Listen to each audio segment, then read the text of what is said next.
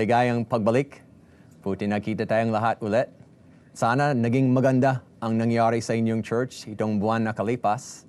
Sana maraming progress para mag-impart ng vision. At sana yung lahat ng church nyo ay aware sa kahalagahan ng church planting. Nakita nila na yan ang mahalagang gagawin at excited na sila para kumilos. So ngayon, bumalik na tayo, mag-sharing tayo kung anong nangyari. Mamaya mag-sharing kung anong nangyari sa imparting the vision at pag-aaralan kung ano pa ang gagawin sa susunod na mga hakbang. So buksan po natin sa ating manual, Bayanihan Church Planting. Buksan po natin sa page 28 at dyan makikita po natin ang ating timeline. Dyan po sa ating timeline, makikita po natin ang lahat ng gagawin sa loob ng 12 months para buuin yung bagong church talaga. Makikita po natin sa months 1 hanggang 12.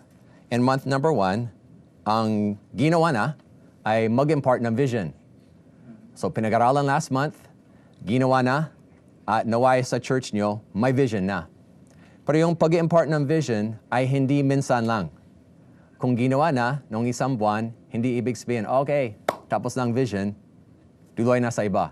Hindi, yung pag-impart ng vision ay tuloy-tuloy, walang katapusan, para lahat ng church ay may ganong vision para mag-multiply lagi.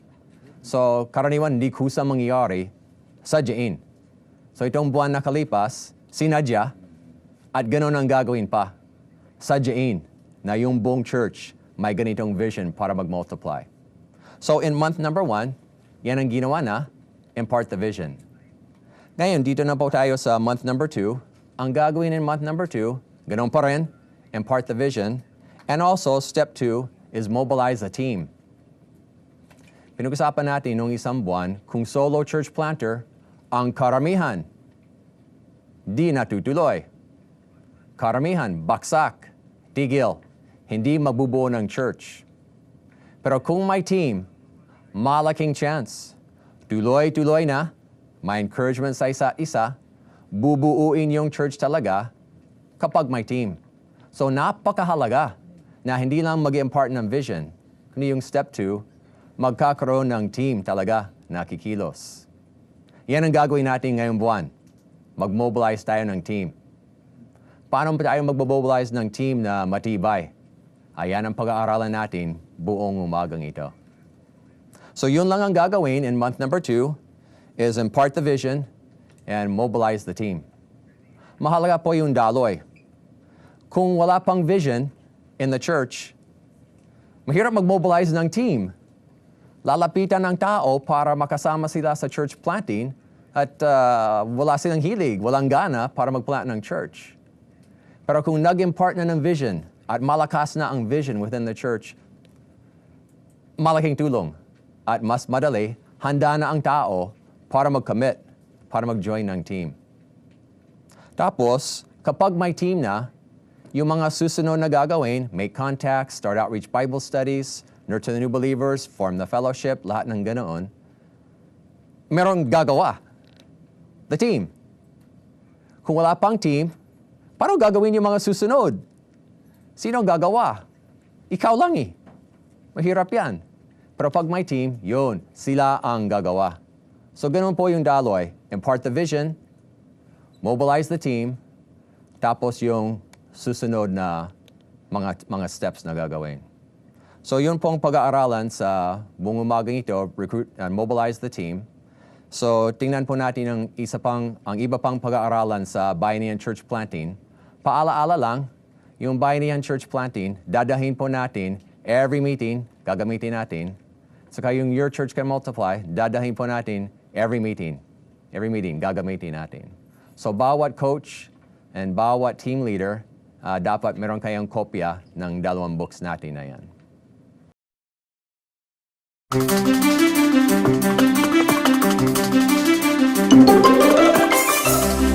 Tatalakay naman natin ngayon ang benefits of a team. Ito'y makikita sa inyong Your Church Can Multiply sa page 51.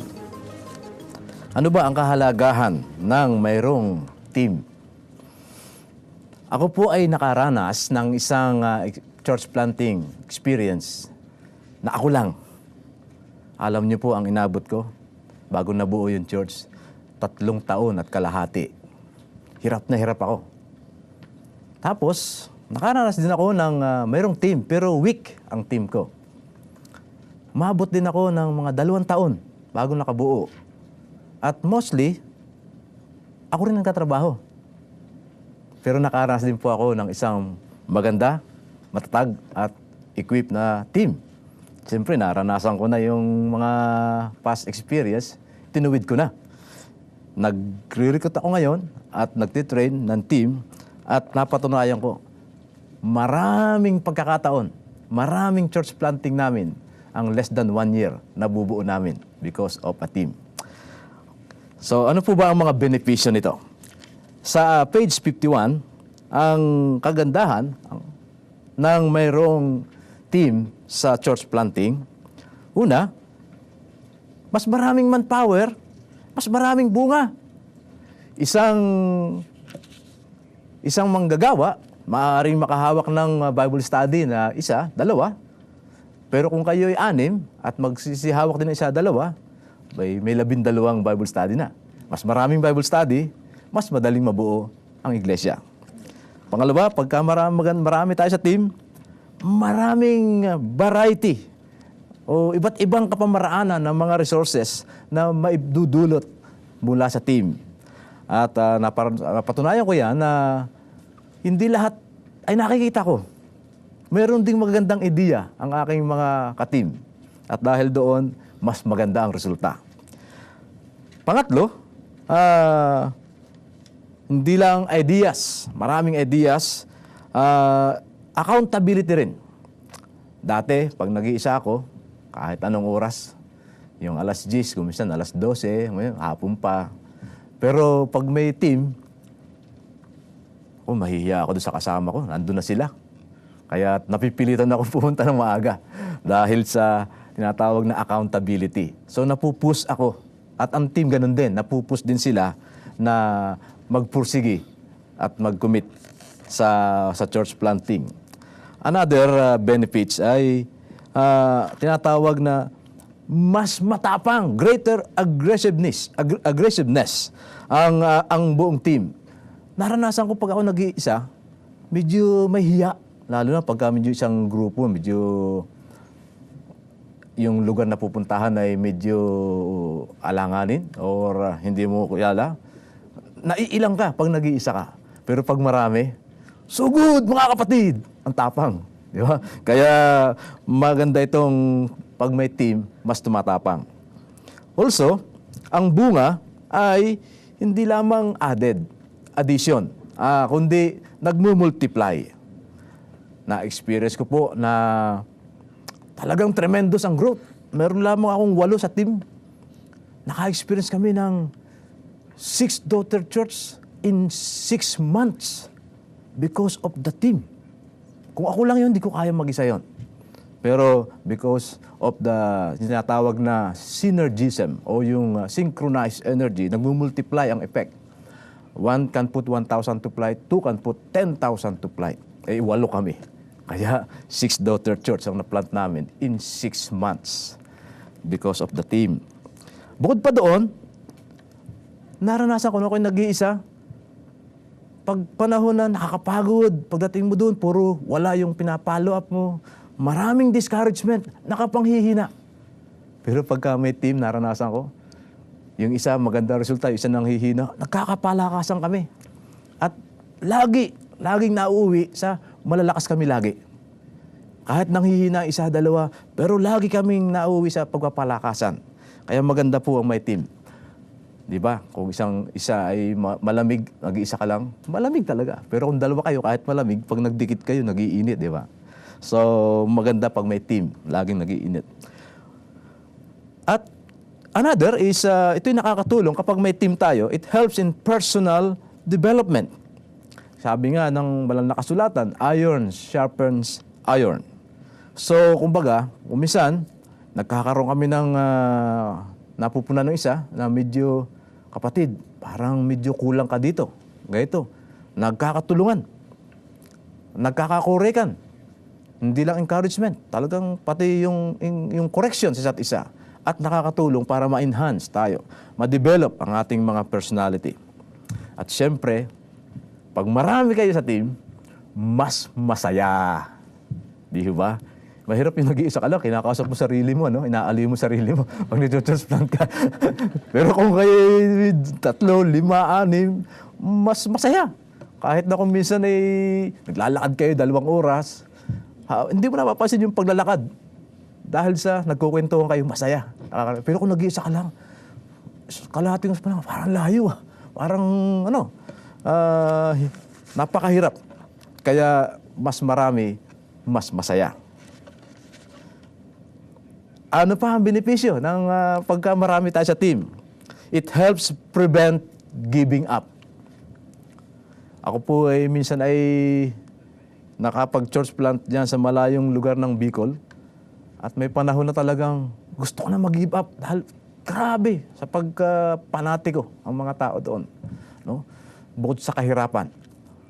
Pero dahil may team ako, nahihiya ako doon sa na mag-give up. Tinitingnan ko siya, parang rin. Pero dahil sa kami, nagkakapalakasan nga, naiiwasan namin yung pag-give up. Hindi yung nawawala yung kumisan. Dahil may kalaban tayo sa church planting. Pero pagka marami po, nagkakapalakasan, naiiwasan ang pag-give up ng marami. At higit sa lahat, mga kapatid, kapag marami tayo sa team, ang church na ating itinatanim ay mabilis matatag, maitayo. The church gets planted faster. Nasabi ko nga kanina, sa loob ng 6 na buwan, naka-experience kami, 6 na daughter church. Tremendous growth. At higit sa lahat, pagka mas marami, siyempre, maraming aanihin. Benefits of a team, it produces more church planters. Alam niyo po ang resulta? Mula doon, kumbaga, yung team, nanganganak kami ng another church planter. Another church planter. Kahit yung susunod ng mga henerasyon, dahil yun ang nakita sa amin, nakita doon sa mga nagtuturo sa kanila, ginagaya nila, mga church planter din, mas marami. Hindi lang 1, 2, 3. Kaya, yun ang pagpursigihan natin, pagsikapan natin. Magbuo tayo ng maraming miyembro sa team. At mas marami kayong makuha, mas marami tayong bunga. Malaki ang impact doon sa buhay ng church. Dahil yung church namin, Mother Church, ay namobilize, no? Nagkaroon ng buhay. Parang nagising tong church, na Mother Church. At nadagdagan pa ang mga teams namin. So ay naging fruitful talaga ang gawain. So lumaki ang gawain. Mas madaming team, mas madaming Bible studies, mas madaming nagagawa. And whenever you give them more responsibilities, they become more on fire for the work of the Lord. So mas lumalago yung gawain. I believe that the Lord will answer our prayers. I believe that sa prayer ay importante yung sama-sama ang isang team sa church planting na mag-pray para sa mga pag-break ng strongholds. Mas mabilis at mas marami ang bunga. Mas masaya pa sapagkat nagkakatulong kami sa lahat ng bagay nang nakakapagpalakasan sa isa't isa. Tayo po ay magbubuo ng ng grupo na mayroong 2 team leaders at saka 2 coaches upang pag-usapan natin itong benefits of the team. At pag-usapan po niya sa inyong grupo. Please pause the video for 5 minutes. Para po sa mga group natin, pagkatapos po ng groupings, ay ang mga coaches ay mananalangin para sa kanyang mga team leaders. Ipanalangin natin na magpadala ang Panginoon ng strong team para sa inyong iglesia. Amen. Please pause the video for prayer.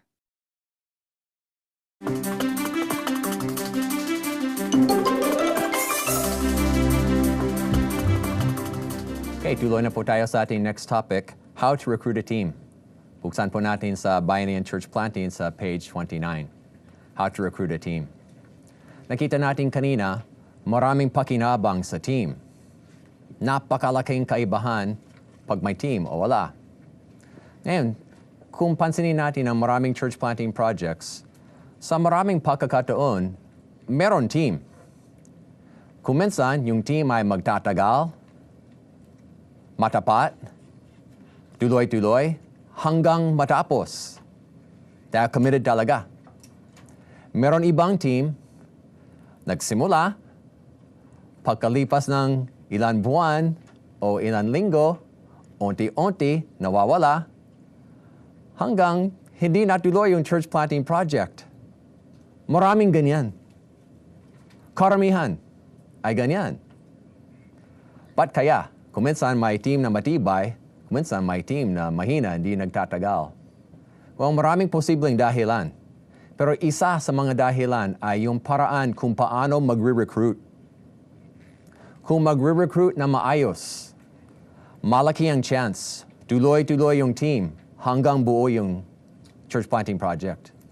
Kung hindi mag-recruit na maayos, kung bigla basta-basta, karaniwan, hindi matutuloy at hindi mag-plant ng church.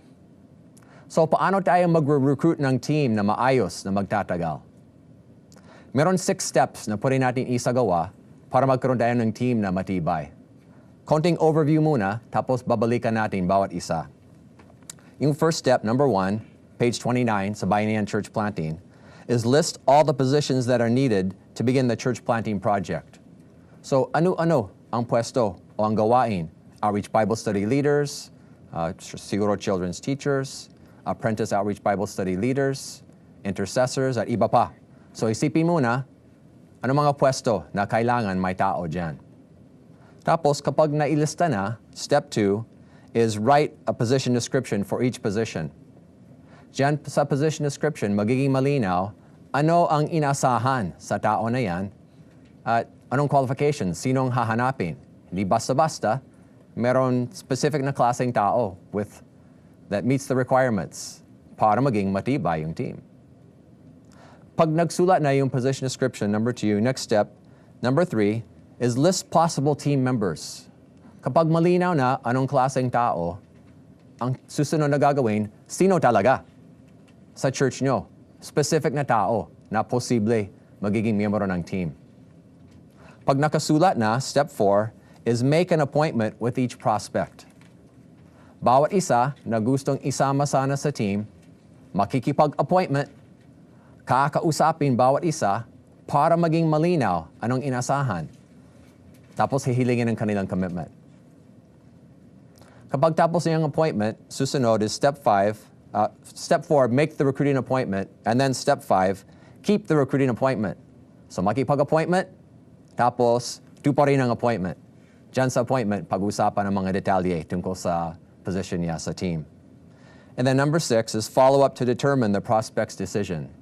After the appointment, kakausapin siya ulit para malaman ang kanyang decision kung magkakamit o hindi. So yan ang overview ng buong process. Ngayon, isa-isahin natin ang bawat step. So ang first step, number 1, is list all the positions that are needed to begin the church planting project. Diyan sa page 29 po. So ito mga bare minimum na mga positions na kailangan para magsimula ng church planting project. A is Outreach Bible Study leaders. Sila ay manguna sa Outreach Bible Studies doon mag-evangelize, abuti ng tao. So sabi po dito sa page 29, enough for at least 2 teams of OBS leaders or Outreach Bible Study leaders. This is a bare minimum and more is much better. So kung meron 2 pares, isang pares kung hahawakan nila 3 Outreach Bible Studies. Ibang pares, 3 Outreach Bible Studies. Sama-sama, meron silang 6 na Bible Studies. Pwede mag-plant ng church. So yung 6 na Bible Studies, not full-time workers. Pwedeng linggo ng hapon. So kahit purong lay people sa team, kahit yung team leader ay lay person, walang sweldo, walang malaking gastos, basta't ischedule natin ang mabuti, linggo ng hapon, tuloy-tuloy, 2 o'clock, 3:30, 5 o'clock. 3 Outreach Bible Studies, 2 teams. Sapat na yan. Pwede na mag-plant ng church. Kung mas maraming OBS leaders, mas mabuti pa. Kung 4 pairs or 5 pairs, mas maraming outreach Bible studies, mas malaking bunga. But at the minimum, 2 pairs. Then the second, letter B, is Apprentice OBS leaders. Lalo maganda, bawat outreach Bible study leader, hindi lang mangunguna siya sa Bible study. Marami tayong outreach Bible study leaders na ganun. Maganda yan, pero ang mas maganda pa ay every Bible study is double purpose. Mangunguna sa Bible study para ma-evangelize yung hindi pa nananampalataya, sabay mag-train ng magiging outreach Bible study leader. Every Bible study, double purpose. Lalo magbubunga. Magkakaroon tayo ng multiplication of workers. So yung marunong mag-OBS, siya manguna.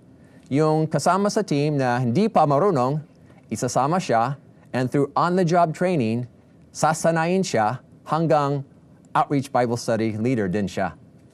So kasama sa team ay Apprentice OBS leaders. Then letter C is Intercessors. Sila ay mananalangin para sa ating church planting project. Kailangan natin yan. At mamaya pag-aaralan natin ng mabuti yung Intercessors for church planting. Kasama sa team din yan. Then letter D is a coordinator of holistic ministries. Mas maganda kapag tayo ay nag-evangelize, gagawin natin yung need-meeting evangelism. Ayon sa Natural Church Development, meron 8 katangian ng isang malusog na iglesia. Isa sa 8 ay need-meeting evangelism. So hindi basta't mag-evangelize, aalamin yung needs at gagawa ng paraan para abutin o para makatulong sang-ayon sa needs nila. Para yung church ay magiging healthy from the start, magpa-practice ng need-meeting evangelism. At pag-aaralan pa natin next month all about need-meeting evangelism. But for now, mag-recruit tayo ng isang tao. Siyang coordinator ng holistic ministries for need-meeting evangelism. Maari isang tao yan, o maari isang tao ay higit sa isang pwesto. Pwedeng isang OBS leader, siya din ay magka-coordinate ng holistic ministries. Kung bukod na tao, mas mabuti pa. So yun po ang mga bare essentials para magbuo ng church planting team. Kung gusto niyong dagdagan pa, pwedeng-pwede pa. Iba pang positions for the church planting team. Ngayon, dito sa page 29 pa rin, composition of the team. Anong klaseng tao ay hahanapin? Letter A, at least 1 male and 1 female. Dapat sa team. Kung yung team ay purong babae, ano mangyayari?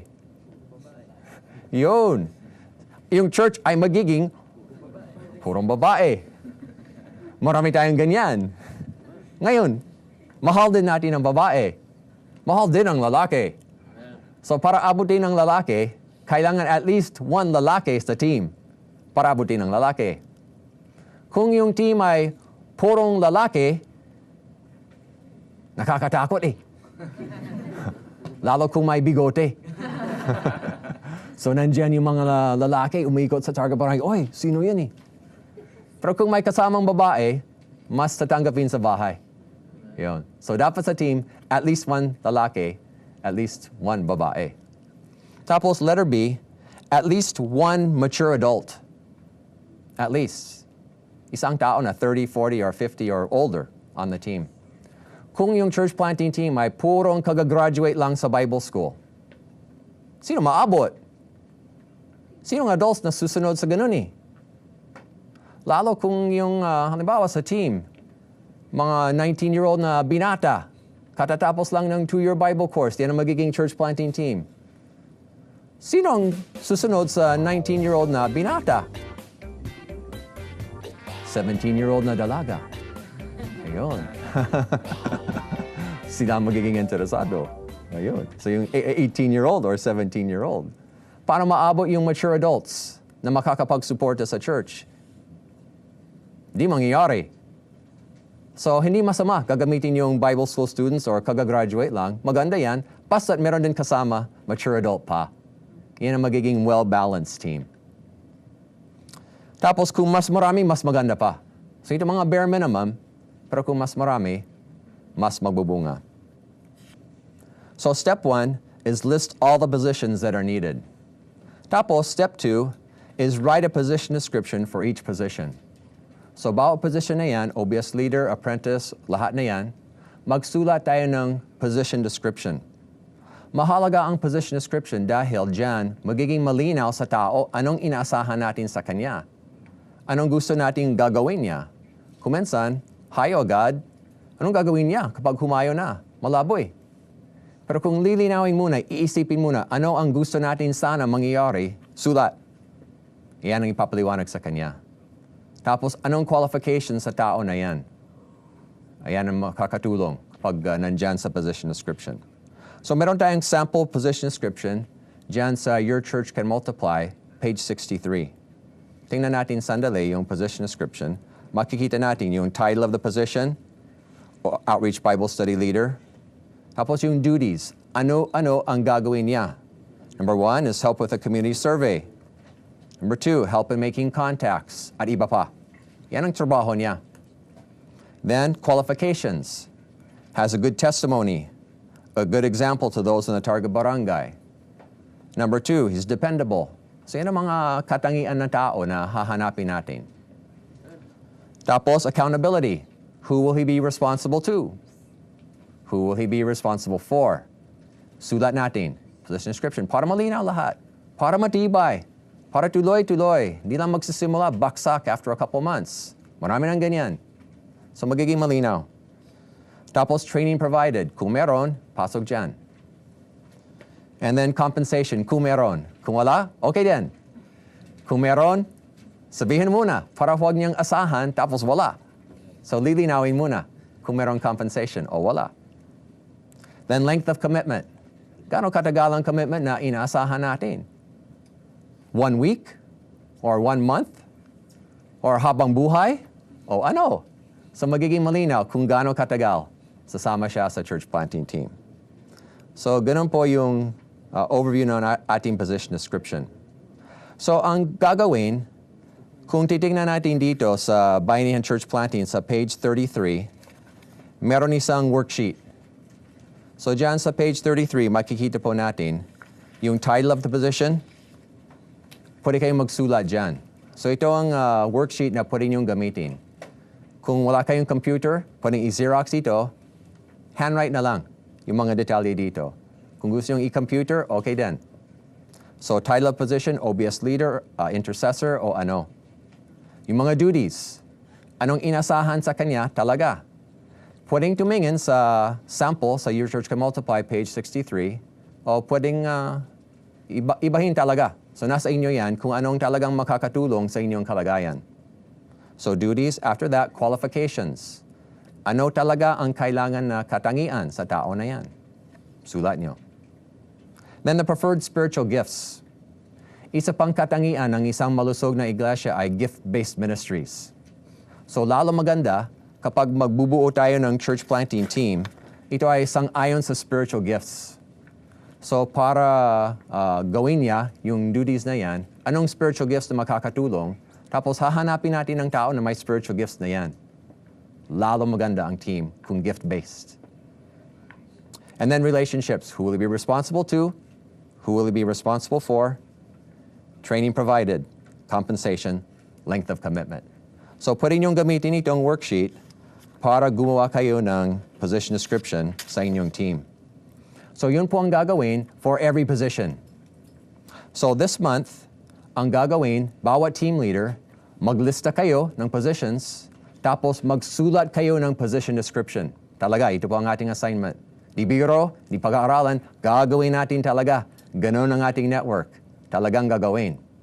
So, isulat niyo ninyo, tapos bawat team leader, ipakita sa inyong coach before the next meeting.